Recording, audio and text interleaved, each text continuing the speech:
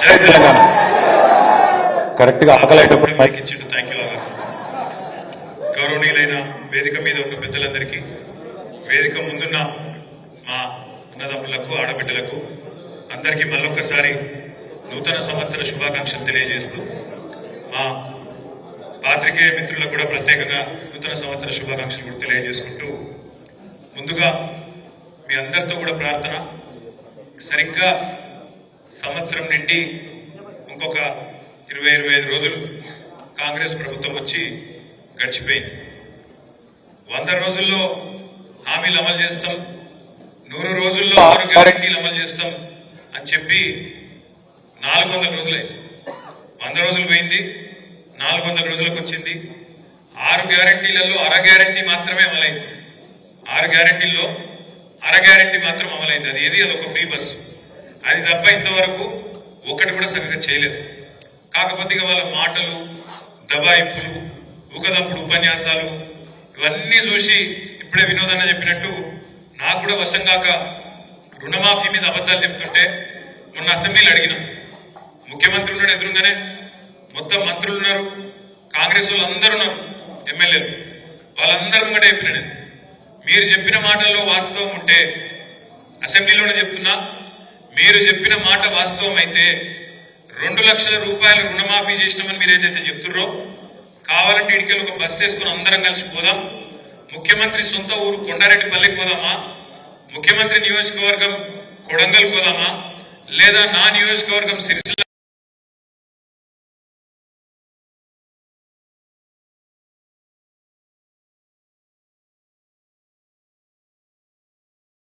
రాజీనామా చేసుడు కాదు, రాజకీయ సన్యాసం తీసుకుని అక్కడికి వెళ్ళండి మీకు అని చెప్పారు. కానీ కాంగ్రెస్ వాళ్ళు పాపం వాళ్ళు బయటనేమో నరుకుతున్నారు, అసెంబ్లీలో అడిగే వరకు నోరు పడిపోయినట్టు అయిపోయింది. ఏం చెప్పాలి? అటు ఇటు ఇటువంటి చూసారు. వెనకకెళ్ళి పెద్దపల్లి ఎమ్మెల్యే లేచాడు చెంగుమని. పెద్దపల్లి ఎమ్మెల్యే ఉన్నాడు విజయరమణారావు, మా మాజీ ఎమ్మెల్యే మనోహర్ రెడ్డి సాబుడు ఇక్కడే ఉన్నాడు.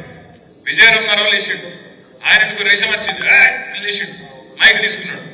ఏం చెప్తాడు రా నేను అనుకోండి, మీరు రాత్రి తమ్ముంటే పెద్దపల్లికి మా దగ్గర 70% రుణమాఫీ అయింది అన్నాడు. నేను అదే, మీరు సిగ్గులేదురా పోయి, మీకు ముఖ్యమంత్రి 100% అంటాడు, ఎమ్మెల్యే 100 అంటాడు, బయట బ్యాంక్ కూడా చాలా అంటాడు, బయట పోతేనేమో 20% కాలేదు, సిగ్గు ఇచ్చేది లేదు మీకు, కనీసం అబద్ధాలు చెప్పుకుంటున్నారని ట్రైనింగ్ తీసుకొని చిని మీరు బేకారు అని చెప్పాను. వాళ్ళ వాస్తవం ఏంటంటే వాళ్ళకు పరిపాలన సాధన అయితే లేదు, వాళ్ళకు నడపస్తలేదు, నడప రాక ముఖం బాగాలేక అద్దం పలుకుతున్నాడు ఎక్కడికోడు గట్ల. ఇప్పుడు ఏంది? నాకు నడప సాధన అయితే లేదు, ఏం చేయాలి మరి? నేను రాష్ట్రం పరిస్థితి బాగలేదు అని చెప్పాలి. రాష్ట్రం పరిస్థితి కాదు, నీ నెత్తి బాగలేదు, నెత్తిలో కూర్చులేదు.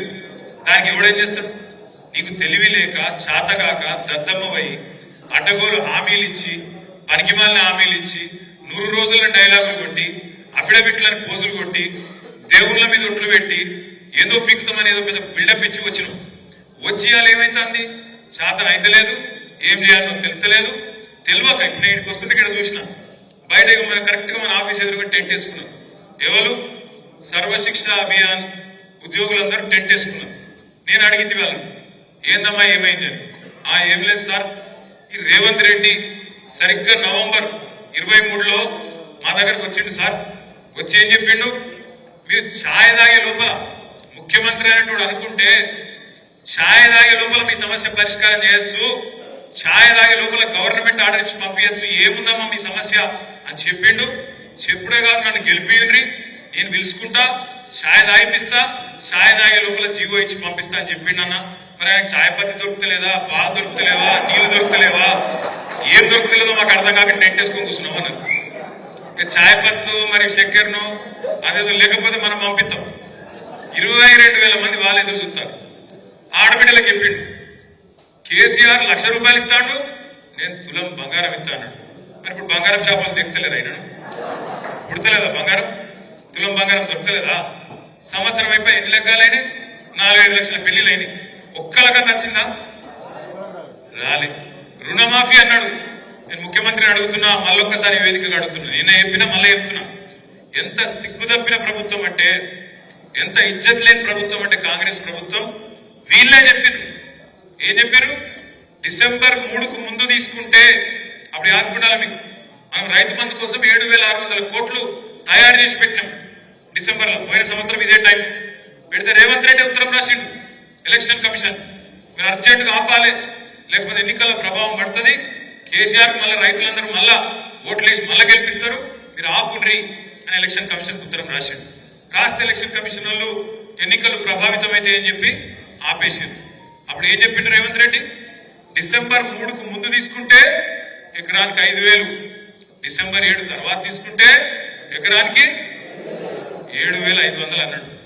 7,500 కాదు, 75 పైసలు ఇచ్చిండు వీడు. 75 పైసలు ఆ రోజు మనం ఏదైతే కూడబెట్టిపోయినామో 7,500 కోట్లు, అవి మళ్ళా 3-4 నెలలు సదానికి గవే ఇచ్చిండు. దాని తర్వాత పార్లమెంట్ దాకా ఇచ్చిండు. ఎప్పుడైనా నాట్లు పడేటప్పుడు పడతాయి రైతు బంధు పైసలు, కానీ ఈయన ఉన్నప్పుడేమో ఓట్లు పడేటప్పుడు పడ్డాయి పైసలు. ఒకట్లుంటది కాంగ్రెస్ పెట్టుకుంటే. అట్లా ఈ కాంగ్రెస్ ప్రభుత్వం వచ్చినాక రైతు భరోసా రూపాయి కూడా ఇయ్యలే. మనం దాచిపెట్టిపోయిన రైతు బంధు పైసలే ఒక్కసారి ఏడిపించి 6 నెలలకు ఇచ్చిండు తప్ప ఈ సంవత్సరంలో ఒక్కటంటే ఒక్క పైసా కూడా రైతుకి ఇయ్యని ముఖ్యమంత్రి రేవంత్ రెడ్డి. అదొక్కటే కాదు, మీకు యాదుకుండాలి, ఏమన్నాడు ప్రతిపక్షం ఉన్నప్పుడు 3 పంటలకు ఇయ్యాలి, ఏది 3 పంటలకు. ఇప్పుడేమంటాడు, రైతు ప్రమాణ పత్రం రాసి అన్నాడు. ఇప్పుడు మా బొప్పాపుడు శ్రీనివాస్ రెడ్డి నాడు ఇప్పుడు ప్రమాణ పత్రం రాసియాలి ఏమని, నేను సాగు చేస్తా, నేను ఖచ్చితంగా వ్యవసాయం చేస్తా అని రైతు ప్రమాణ పత్రం రాసి అధికారులకి అన్నాడు. కేసీఆర్ ఉన్నప్పుడు మీరు ఎక్కడికైనా దఫ్తర్కి పోయినా రైతు దరఖాస్తు పెట్టిండా రైతు బంధు కోసం? ఎవరికైనా దండం పెట్టినవా? ఎక్కడ దండం పెట్టేది లేదు, దరఖాస్తు పెట్టేది లేదు. దఫ్తర్కు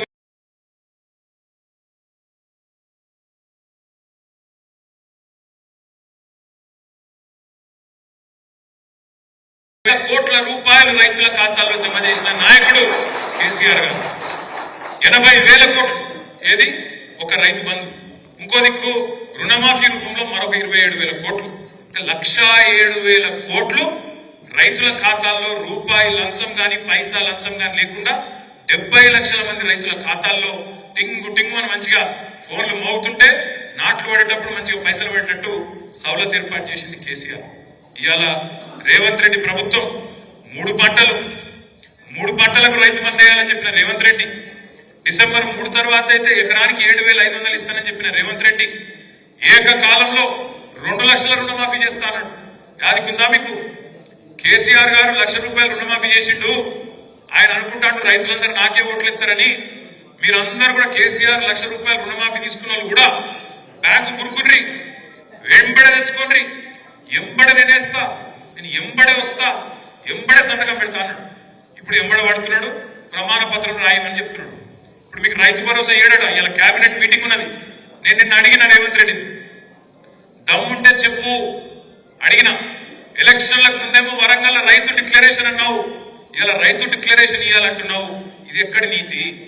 రైతు ప్రమాణ పత్రం రాసిచ్చుడైంది, ఎందుకు రాసి ఇవ్వాలి? తెలియదా? ఇవాళ ఊళ్ళలో మీ అధికారులకు, అగ్రికల్చర్ ఎక్స్టెన్షన్ ఆఫీసర్కి తెలియదా?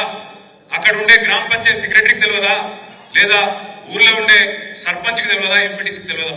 ఏ రైతు సాగు చేస్తుండో ఏ రైతు సాగు చేస్తున్నాడో తెలియదా? ఇలా రైతులను బదనాం చేసే కుట్ర. అసెంబ్లీలో పెట్టిండు కాగితం,